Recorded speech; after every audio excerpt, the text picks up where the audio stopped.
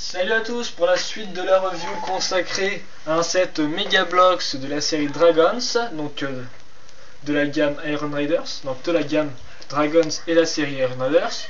Donc, c'est bien sûr le Zorkir qui vous parle. Et donc la dernière fois je vous avais montré ça avant qu'il ne fasse trop sombre et qu'on n'aurait plus grand chose.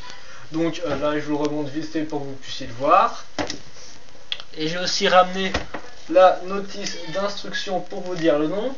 Donc lui c'est Ignistraf. Voilà, donc pour les noms ils sont souvent un peu strange et tout. Donc là vous avez Ignistraf, voilà le dragon, je vais pas revenir plus dessus. Vous voyez ce que j'en pensais dans l'autre bout de review. Ensuite le deuxième dragon qui vient avec, c'est lui.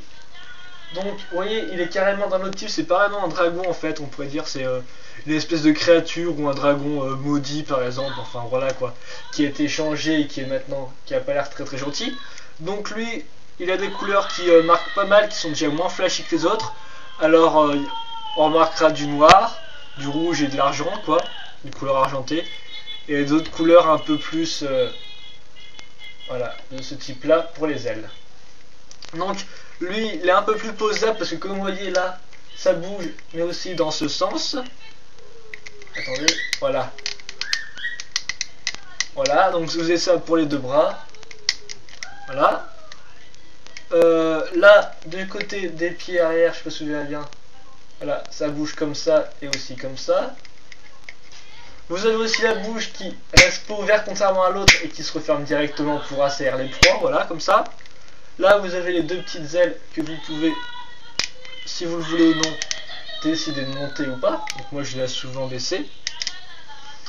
Et enfin, d'ailleurs, vous avez la queue qui, en fait, là, j'ai remarqué que c'était pas fait exprès, ça.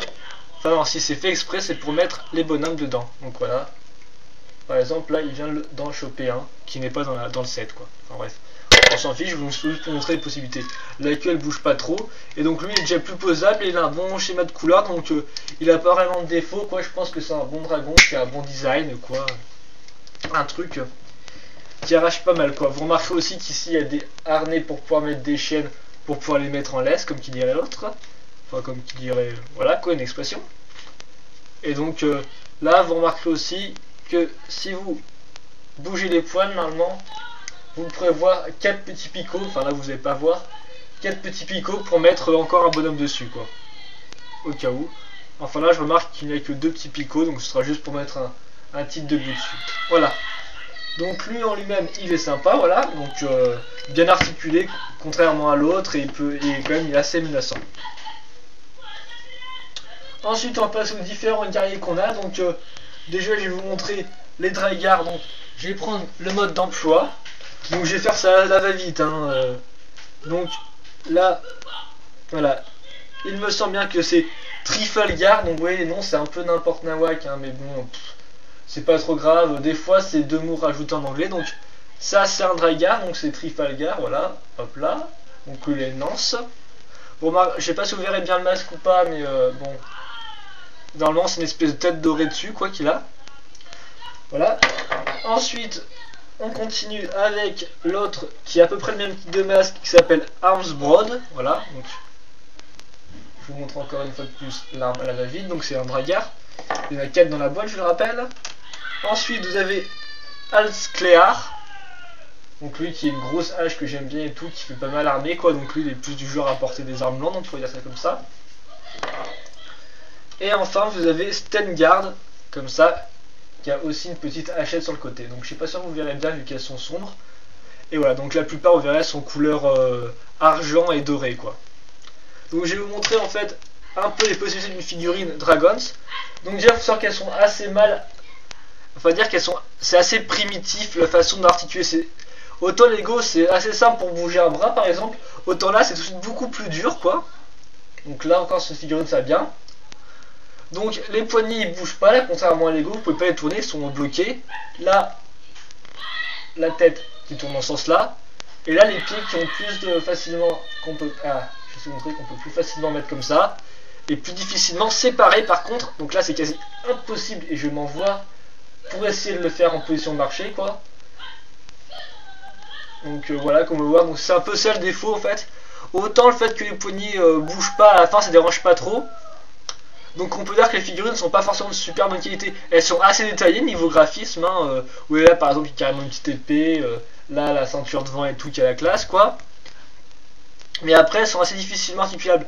Mais le fait qu'elles soient aussi simples, je pense que ça permet d'en mettre plus dans une boîte quoi, et donc de plus facilement créer des scènes de combat.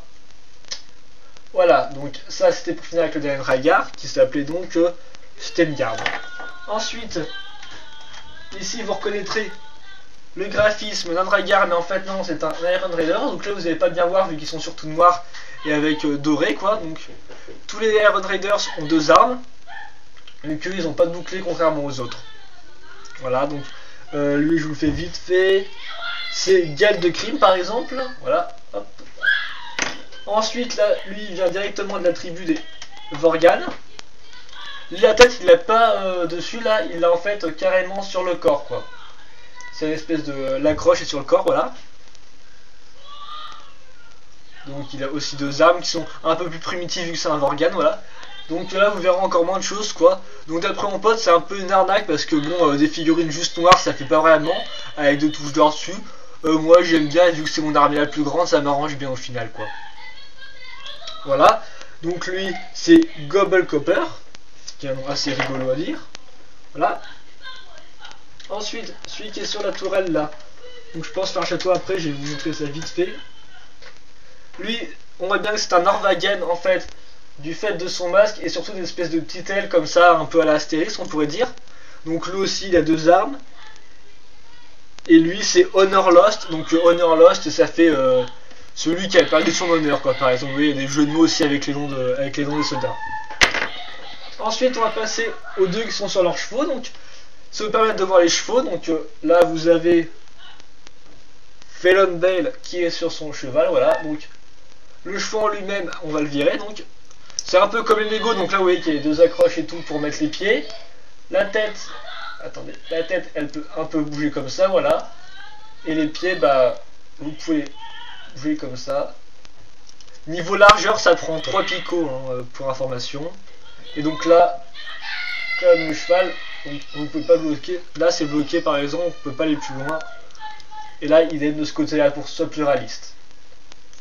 Donc voilà, je pense que c'est un peu au même niveau que les chevals Lego, sauf qu'ils sont déjà moins carrés comme vous pouvez le voir.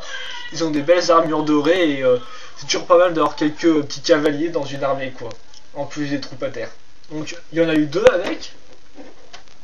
Donc là vous pourrez voir aussi, voilà, donc là c'est encore un autre, un ancien Dryguard, c'est Sinstample, voilà, Sinstample, voilà. Que vous pouvez voir qu'il y a aussi deux armes sur son cheval, voilà.